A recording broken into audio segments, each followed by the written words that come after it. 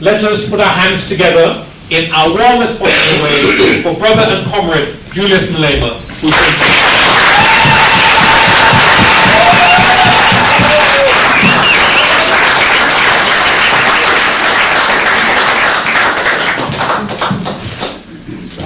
Thank you very much.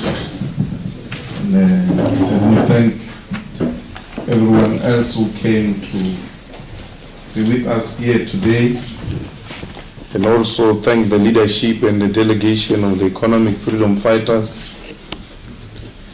We came to London to speak to different people, the academics, the thinking tanks, the captains of the industry, to also introduce ourselves as a new party in South Africa. And the purpose of that trip was not going to be complete without speaking to you, our own brothers and sisters. Because we know that we are somehow affected by each other's difficulties. We come from a country where the whole of the continent looked up to, especially on the eve of 1994, particularly because it was one country which realized its liberation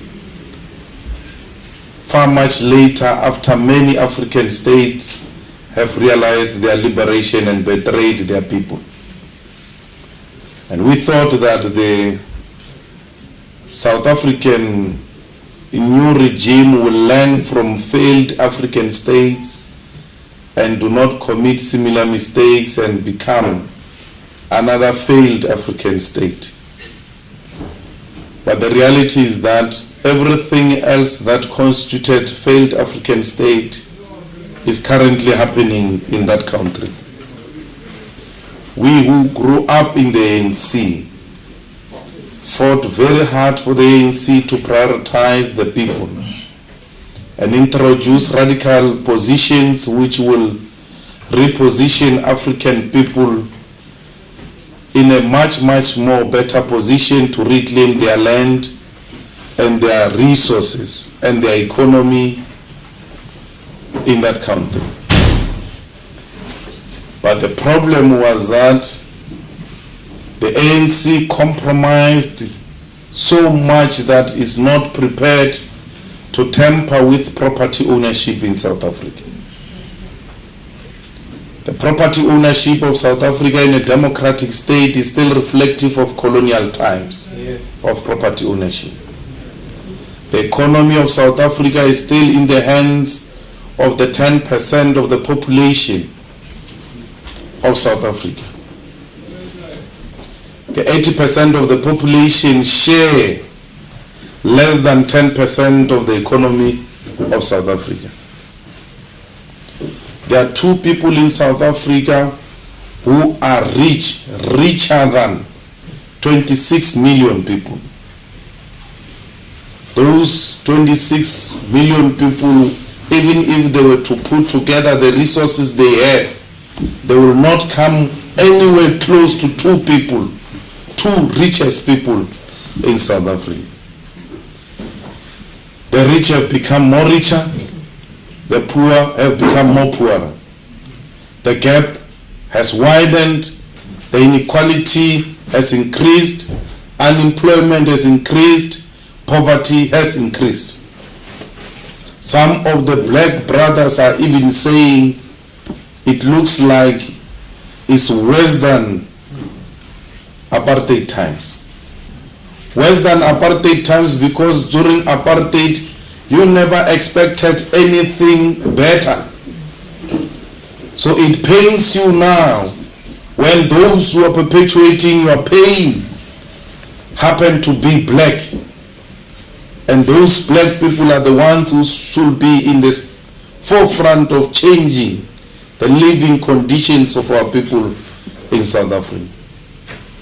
Our leaders have been co-opted by white capital The government of the day has adopted a policy that creates a black elite.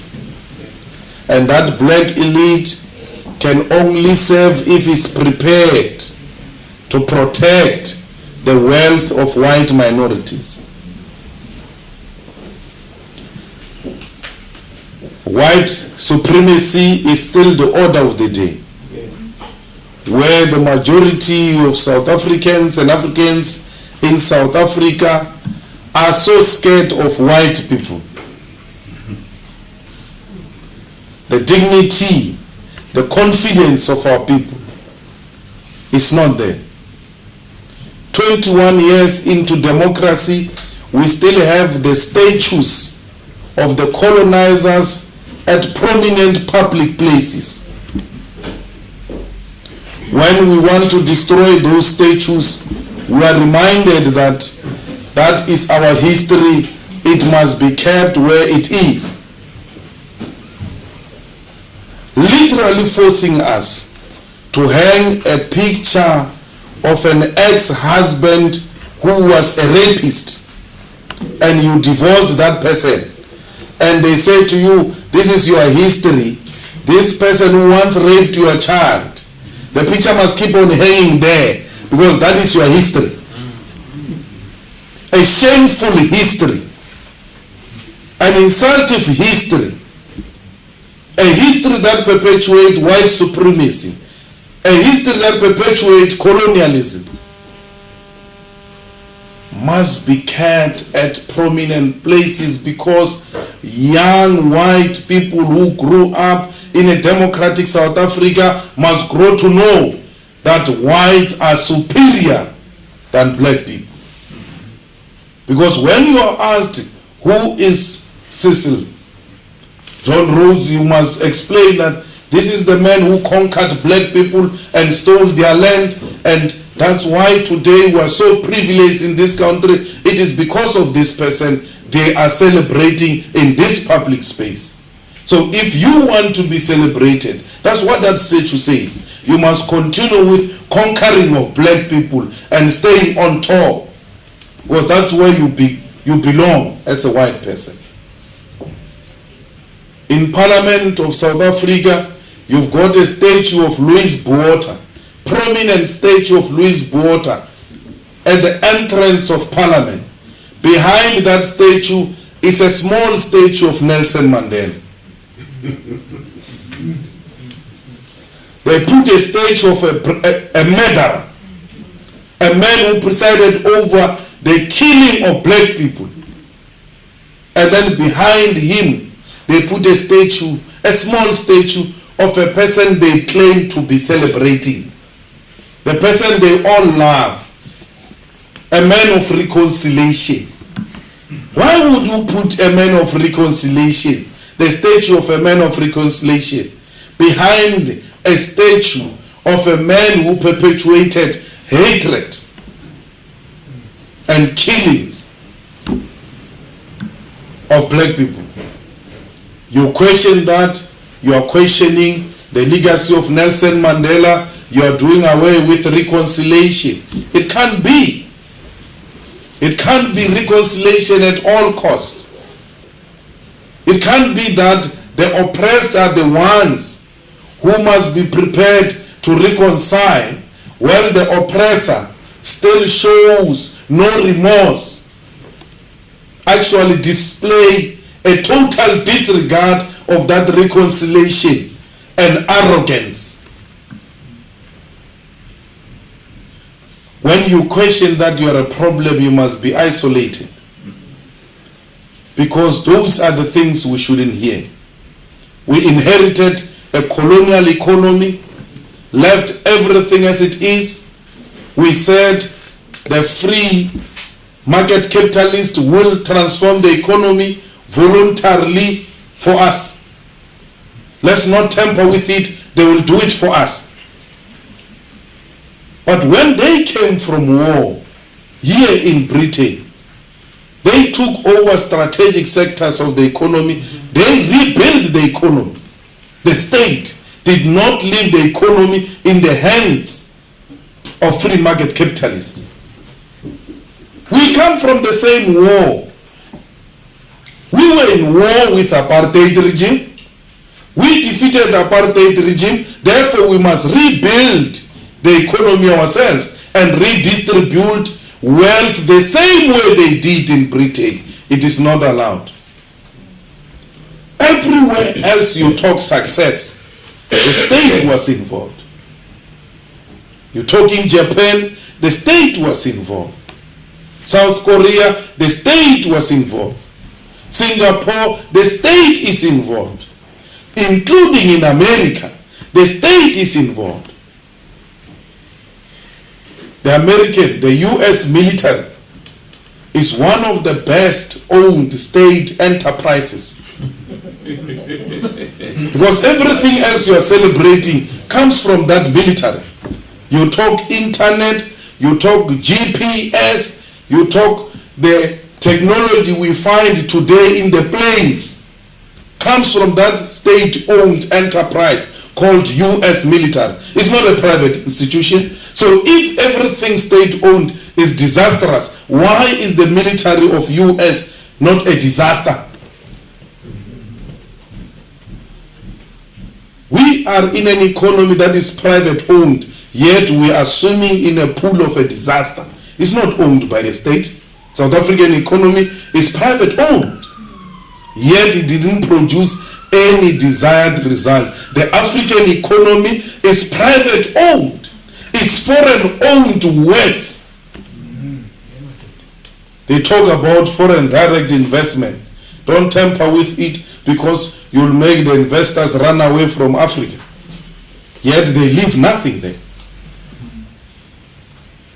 Their economy here in London is a financed economy, is doing very well. It's not exploiting anyone here in Britain because they go and exploit outside. Say it loud.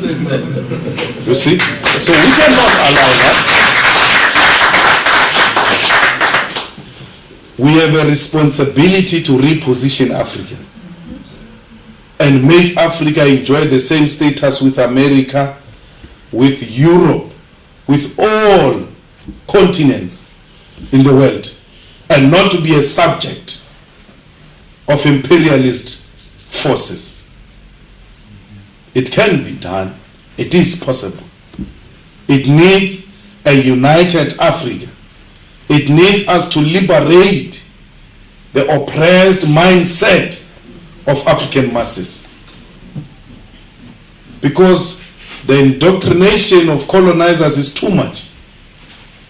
Some people believe good things happen because it's a miracle. We'll wait for a miracle to happen. Otherwise, there is no one who can change these conditions we find ourselves in. That's not true. You have to have an ambitious leadership. You have to have African leadership with ambition. You know, it's so painful that South Africa is called one of the big African economies, yet it doesn't produce anything. There's nothing we produce in South Africa. Not even a toothpick. We import toothpick. We import chicken. Everything. We can't produce food to feed ourselves. Yet we've got a fertile land. It's nothing we produce in that country. We are just consumers. We are just consumers because if you produce anything, you are going to insult the colonial masters and investors will withdraw. There are so many cars that are driven in South Africa and in Africa. None of those cars are produced by us. Today, everybody else has got a cell phone, including grannies, who are so illiterate, but yet they know how to answer and make a phone call, which tells you this is in demand. We can't produce it for ourselves. As if we don't have a market. There is a market. There is no problem with foreign direct investment. Let them bring it, but we must increase the tariffs You want to bring an iPhone, bring it. But it's going to be sold at 30,000 in South Africa. So that a produced cell phone in South Africa becomes cheaper and obvious choice for the people of South Africa. And once it becomes an obvious choice, it will have a demand. And that demand will lead to more production. You can't do more production without creating jobs. Production and doubling of production will lead to creation of jobs. You cannot create jobs for your own people because you are creating jobs for other countries. Germany is a beneficiary of jobs created by Africa. We all drive their cars. Our leaders is even worse. They like German cars. Those who produce those cars in Germany have got jobs. But where those cars are going to be driven, the people there do not have jobs. You cannot talk ownership of the economy when you are failing to do a simple thing called creation of jobs. It's very, very painful to be exploited through selling of your labor, selling of labor, exploitation is very painful. But it's twice painful not to be exploited under a capitalist economy.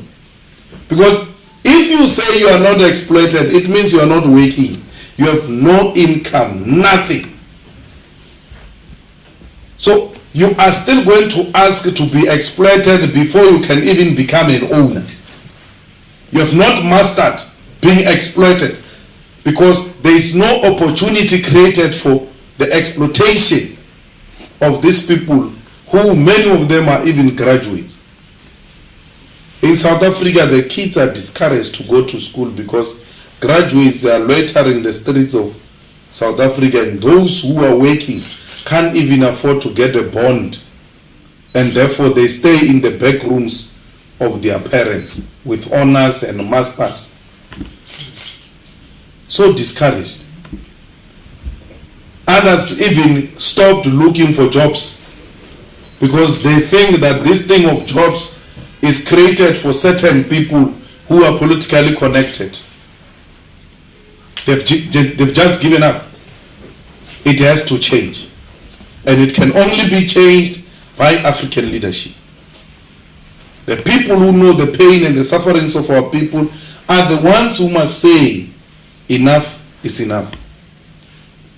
We ought to confront the regime. We've started doing that in South Africa. We organized in less than 2 years a march of not less than 50,000 people to power houses of the economy, to the Reserve Bank, to Chamber of Mines, to the Johannesburg Stock Exchange, and said to the captains of the industry, if you don't give workers a minimum wage, if you don't transfer some shares into workers, then we're going to collapse these companies. We said to them, workers must be owners of these factories. We said to them, we need you to invest in South Africa, and we want you to open bank accounts of your companies here in South Africa because you are doing your business here. We want to trace the money because you are shifting profit to tax havens and you don't even pay tax here in South Africa. London Mine is worse, which killed our people in Marikana. When a commission was conducted, it confirmed that London Mine could afford to build houses for those people, could afford to pay those people 12,500. But because it shifted money into tax havens, it claimed that it couldn't afford. But investigation proved that these people can afford. These people don't want you to have shares. They don't want to spend money in South Africa. They don't want to pay even tax in South Africa. They don't want to do anything. They just want to take unprocessed minerals, take them out of Africa and go and process them and create jobs in the developed countries.